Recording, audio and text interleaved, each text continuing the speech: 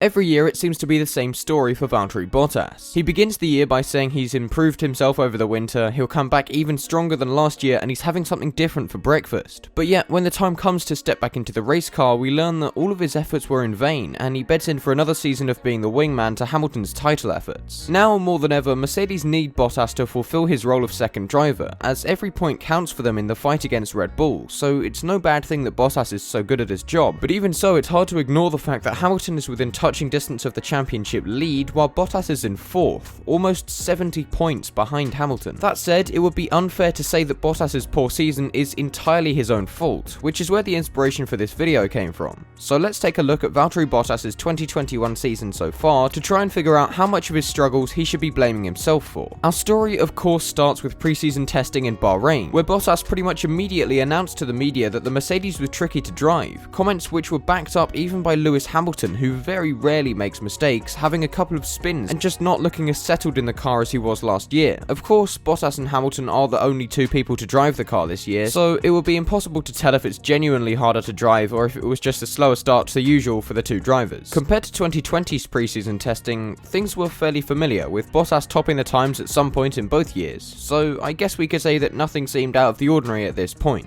Plus, there's always a doubt in people's minds when Mercedes come out of the blocks slowly, as they've been known to borrow a bit of sand from the local beach when they hit the track for the first time. In fact, it seems like Valtteri Bottas was more on it than Lewis Hamilton was in the pre-season test days, but again, it was only testing, the proof would come in the Bahrain Grand Pudding. Max Verstappen topped every practice session of the weekend, with Bottas finishing 2nd in practice 1, 5th in 2 and 4th in 3, but he was never more than half a second off Lewis Hamilton, so it was very much business as usual from the Bottas side of the garage. Come qualifying, Bottas finished 3rd with Hamilton 2nd, with just 2/10 separating the two in Q3. Verstappen took pole by a margin of just under 4/10, meanwhile Perez was knocked out in Q2.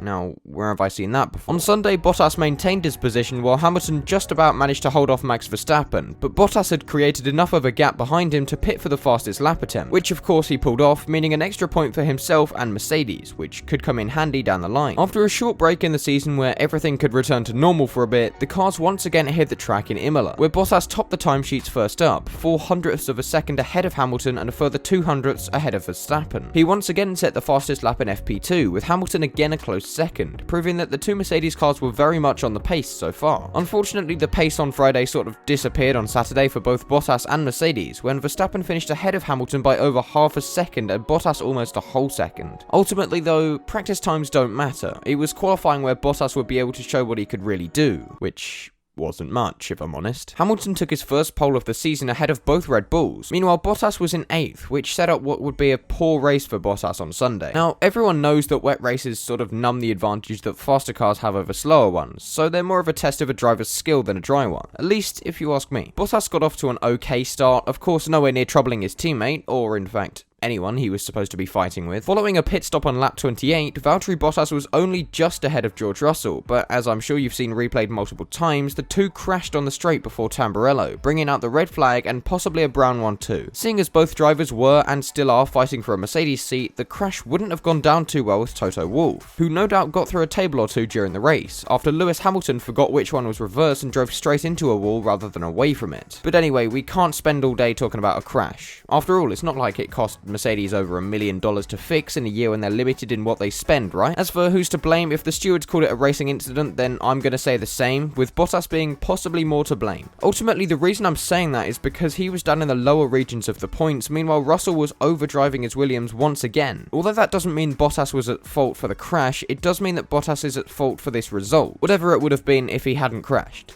And I've just realised I've spent all day talking about a crash.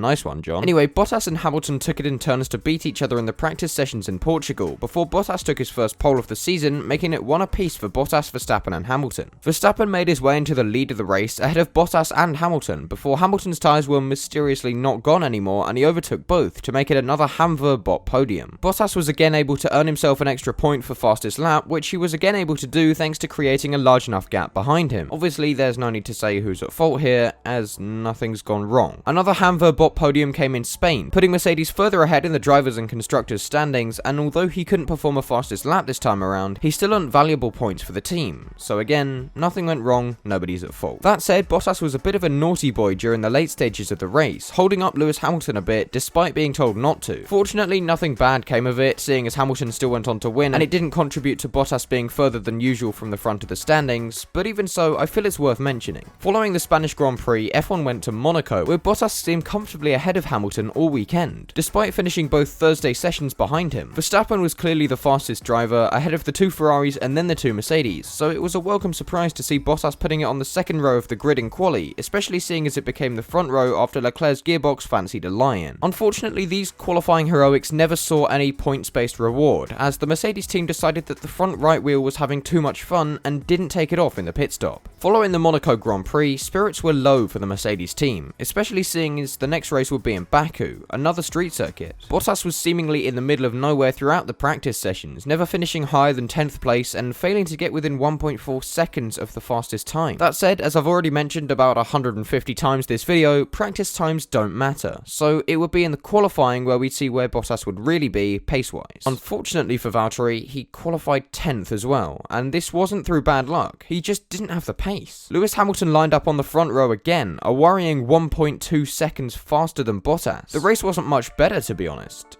In fact, it was worse. Up until that eventful last few laps, Lewis Hamilton was giving the two Red Bulls a run for their money, and was the favourite to win before his controller disconnected. So for Bottas to have finished outside of the points on merit was pretty poor, if I'm honest. Sure, the Mercedes might not have been as strong around Baku than it is around a traditional circuit, but even so, Lewis Hamilton was able to put the car in contention for the lead, so there can't be any excuses for this one. Bottas was to blame. Next up came the French Grand Prix, where Bottas came home 4th in a race where the Red Bulls were clearly the stronger cars, so that was another race where everything was fine. Not great, not bad, just fine. In the Styrian Grand Prix, Bottas made his way onto the podium for the first time in a while, having looked much more comfortable in the car and genuinely being a threat to Hamilton at times. He didn't get the chance to go for a fastest lap this time, but he didn't hold his teammate up or anything, so all in all, another race where nobody could raise a complaint. A similar story followed in the Austrian Grand Prix, although this time Bottas came home 2nd ahead of Hamilton in 4th, after Hamilton suffered what Mercedes called severe aerodynamic damage by running over a curb. Now, we could say that Bottas didn't beat Hamilton on merit here, but actually I'd say he did. The reason I say this is because it was Hamilton's mistake that caused the damage to the car, and by keeping it clean, Bottas was able to pick up good points for the championship and keep Mercedes in the mix going into Silverstone. In Britain, Bottas wasn't too far off Hamilton in qualifying, coming home just 2 tenths behind and then finishing 3rd in the sprint quali as well, picking up another valuable point as he did so. Going into the race, it was clear that Hamilton had the better pace and was able to challenge Verstappen, but in a way this came back to bite him when the two arrived into Kopp's corner, with Verstappen only ahead by a few meters at the point in which they both turned in. I'm sure we all know what happened next, and that Hamilton suffered a 10-second time penalty for causing a collision, which put Bottas ahead of him after the first round of pit stops. With Verstappen out of the race, it was only really the two Mercedes cars and Charles Leclerc who were able to challenge for the race lead, so it was pretty crucial for Mercedes to give it everything in search of the top step of the podium. Even after his 10-second penalty, Hamilton found himself back on the tail of Bottas and lapping more quickly, and as a result, the team asked Bottas to not race his teammate. He actually obeyed the order this time and let Hamilton through, a move which ended up giving Mercedes the race win and earning Bottas a lot of praise in doing so. Since then, Mercedes have announced that it's back to wingman duties for VB, but let's be real here, did we ever expect anything different? I think the fact that people are saying he's having a bad season is quite harsh on Bottas, as he's only 5 points off of 3rd in the championship, and there have only been 2 weekends when his bad results have genuinely been his own doing. Sure, if he'd been driving better in those 2 weekends, he could have easily been 3rd in the championship, but even so, I think he's having an okay season and is once again being Mercedes' perfect wingman. I think it's fairly easy to ignore the role that Bottas has played in the Mercedes domination since 2017, as all the attention has been focused on Lewis Hamilton and his immense skill. But for me, I think Bottas has always been quite underrated. Obviously, he's not going to be as good as Lewis Hamilton, and nobody expects him to do that, but historically, he's been there when he needs to be, quietly gets on with his job, and Mercedes can always fall back on him. As I said in the beginning of this video, Bottas' role is more necessary than ever in 2021, with both Mercedes cars having to fight off the immensely fast Max Verstappen and Red Bull. So for him to be there on all but 2 weekends could prove to be very useful indeed come the end of the season.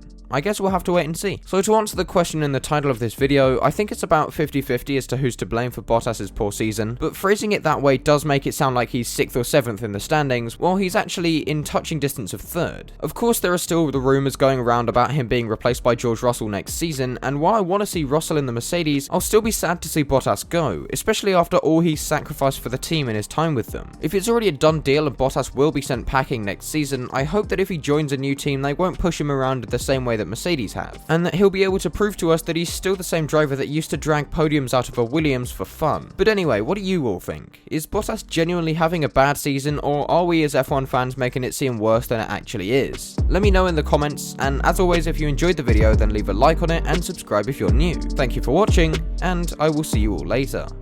Bye!